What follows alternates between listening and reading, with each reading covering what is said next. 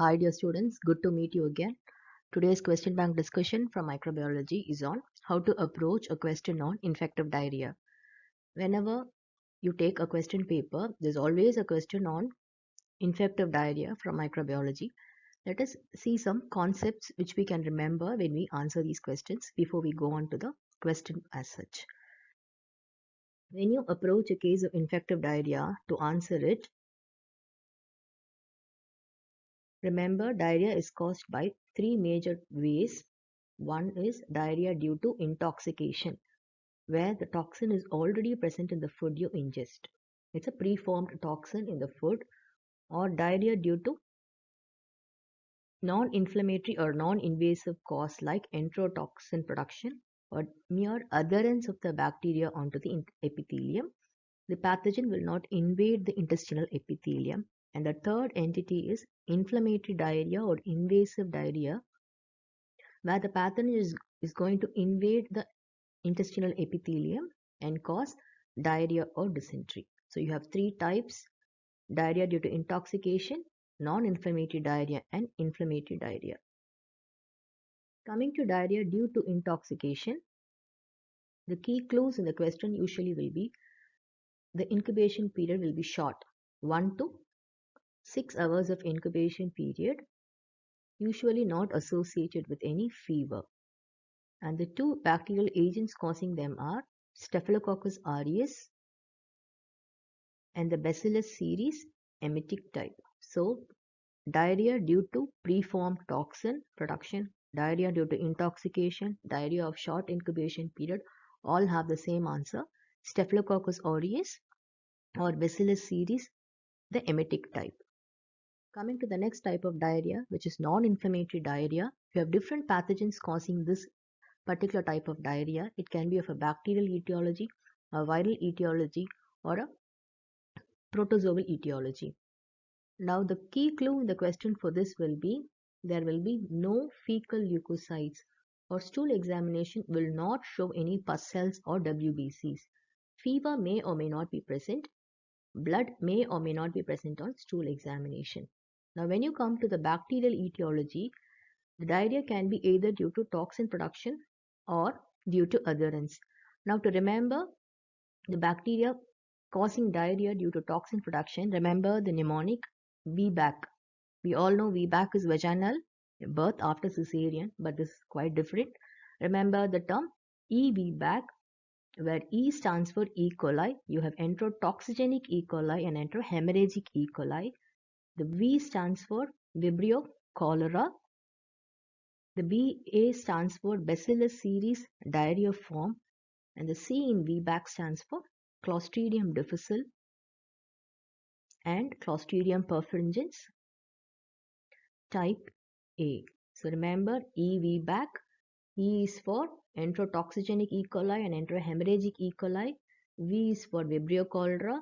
BA is for Bacillus cereus, the diarrhea type, and C is for Clostridium difficile and Clostridium perfringens type A. All these cause toxin-mediated non-inflammatory diarrhea. And there is only one bacterial agent causing diarrhea due to adherence mainly, which is enteropathogenic E. coli, and the P stands for pediatric, common cause of diarrhea in the pediatric population. So coming to other causes of non-inflammatory diarrheas, the clinical presentation is more or less going to be the same. The parasitic causes are Giardia and your coccidian parasites like Cryptosporidium, Isospora, Cyclospora, and Microsporidium. It's not Cryptosporidium, it is Microsporidium. Coming to the viral causes of diarrhea, all your viral agents cause diarrhea only by non-inflammatory mechanism. Rotavirus is the commonest cause of diarrhea in children. Norwalk virus is the commonest cause of diarrhea in adults. Norovirus is diarrhea seen due in cruise ships, and adenoviral diarrhea is usually a hospital-acquired or a nosocomial diarrhea. So these are the clues in case of viral etiology. Rotavirus is the commonest cause in children. Norwalk virus is the commonest cause in young adults. Norovirus is seen in cruise ships. Adenovirus is usually nosocomial infection. Now coming to inflammatory diarrhea, that again has two causes: bacterial cause and parasitic cause. And the key clue will be you have fever And stool examination will show you fecal leukocytes, that is WBCs or pustules. Blood may or may not be present. Coming to the bacterial causes, remember the mnemonic non-veggies. I'll tell you why. The causative organisms are Clostridium perfringens type C, invasive E. coli, Shigella, non-typhoidal Salmonella, Yersinia enterocolitica, Vibrio parahemolyticus, Campylobacter jejuni. Now I told you to remember the term non-veggie. So the non stands for non-typhoidal Salmonella, V stands for Vibrio parahemolyticus, E stands for enteroinvasive E. coli, and remember the two G to be C, Clostridium perfringens type C, Campylobacter jejuni. The Y stands for Yersinia enterocolitica, and S is for Shigella species. So remember, non-veggies, inflammatory diarrhea or invasive diarrhea, the etiological agents are also usually mediated through meat. So remember the mnemonic non-veggie, non-typhoidal Salmonella, Vibrio parahemolyticus, enteroinvasive E. coli, Clostridium perfringens type C, Campylobacter jejuni, Yersinia enterocolitica, and Shigella species. Coming to the parasitic cause, you have two organisms, Entamoeba histolytica and Balanterium coli. To differentiate this, these have a very long incubation period. Before we go into the question, these are again some key clues which will help you identify the etiological agent. Staphylococcus aureus is usually associated with food which is kept at room temperature. The Staphylococcus aureus, when kept at room temperature, will start producing your enterotoxin. That enterotoxin will be seen in the food, which when we ingest causes diarrhea and vomiting. So the meat, fish, salads, it's commonly salad and milk products. The question usually has salad and milk products like cream, pastries, etc. kept at room temperature. That will give you a clue. The etiological agent is Staph aureus. Shellfish or oyster is usually associated with Vibrio parahemolyticus. Poultry, like your chicken, fried chicken, mutton, meat, milk, Campylobacter jejuni. Egg, poultry, mainly egg, and some domestic animals, rarely milk, is, transmits non-typhoidal Salmonella. Yersinia enterocolitica is usually unpasteurized milk. It can also be transmitted by poultry. Cold or warmed up meat is transmitting Clostridium perfringens type A. What happens here is when the meat is cold or just warmed up, the spore will begin to germinate, producing vegetative cells of Clostridium perfringens, which when reach the intestine starts producing enterotoxin causing diarrhea. And Clostridium perfringens type C is usually seen in malnourished individuals who eat large quantity of meat along with trypsin inhibitors like peas and sweet potatoes. Fried rice, as you all know, transmits Bacillus cereus emetic. Bacillus cereus diarrhea is transmitted by meat, vegetable dishes, and sauces. Even though botulinum does not cause diarrhea, I've included it in this list because it is also associated with some special food. Clostridium botulinum, the adult form, is usually associated with home preserved or canned food, whereas Clostridium botulinum, infantile form, is associated with honey. Now, based on the incubation period, you can identify the etiological agent. If the incubation period in your question is usually 1 to 6 hours, the causative organism is Staphylococcus aureus, Bacillus cereus, and Clostridium botulinum. All these three are preformed toxin type, and so the disease manifests very early. Then you have incubation period of 8 to 16 hours for Bacillus cereus diarrhea type and Clostridium perfringens. For more than 16 hours, the pathogens transmitted are Escherichia coli, non-typhoidal Salmonella, Shigella, Yersinia enterocolitica, Vibrio cholera, and Campylobacter jejuni. Now coming to our 25-year-old woman presents to the ER with severe vomiting. She complains that 4 people who ate the salad at the office cafeteria 4 hours earlier are also sick with the same symptoms. She is clinically diagnosed with food poisoning. What is the bacterial agent responsible for the sign and symptom? So step 1, identify the type of diarrhea. Is it diarrhea due to intoxication?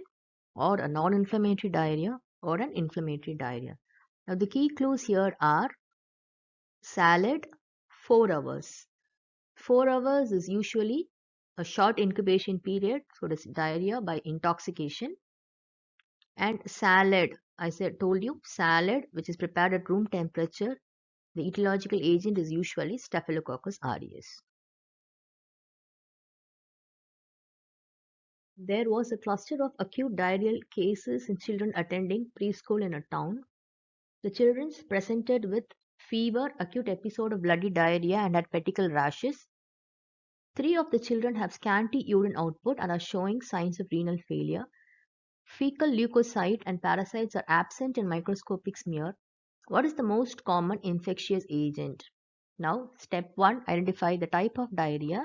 The key clue here is there is no fecal leukocyte in the smear, telling you this is a case of non-inflammatory diarrhea.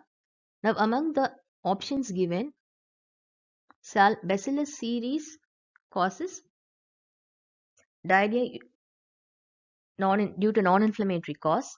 Salmonella typhi usually does not cause diarrhea. Shigella flexneri causes diarrhea by invasive mechanism. So you're left with 2 options, Bacillus cereus and enterohemorrhagic E. coli. Now of these 2 options, fever with bloody diarrhea and petechial rashes are usually seen in enterohemorrhagic Escherichia coli. So your answer will be enterohemorrhagic Escherichia coli. Coming to the next question. A 37-year-old man presented with a 2-day history of low-grade fever, abdominal cramp, diarrhea, nausea and vomiting. 1 day prior to the onset of symptoms, the family members had eaten fried chicken at a restaurant. 2 other members of his family also had similar symptoms. Examination of fecal smear showed abundant fecal leukocytes. Which of the following agent is most likely to cause this condition? Now the step 1 is to identify the type of diarrhea, and here the clue is fecal smear shows abundant fecal leukocytes. So it is a case of invasive or inflammatory diarrhea. So now let us remember our code word non-veggie and answer this question. So you have aerobic beta hemolytic spore forming gram positive rod. So none of our options in non-veggie fit into this. Aerobic gram positive spore forming rod is usually Bacillus. Bacillus will not cause invasive diarrhea. Coagulase negative gram positive cocci is Staphylococcus epidermidis. This will also not cause invasive diarrhea. Oxidase positive motile curd gram positive bacilli will not cause invasive diarrhea. So now to our option, non-lactose fermenting gram negative bacilli. So this can be either be Salmonella or Shigella. So your answer for this question will be non-lactose fermenting gram negative bacilli. So these are my references. Hope you like this discussion on infective diarrhea. If you have any queries or any questions on diarrhea, you can post them in the comment section. We at Concept will be happy to help you. Thank you, dear students.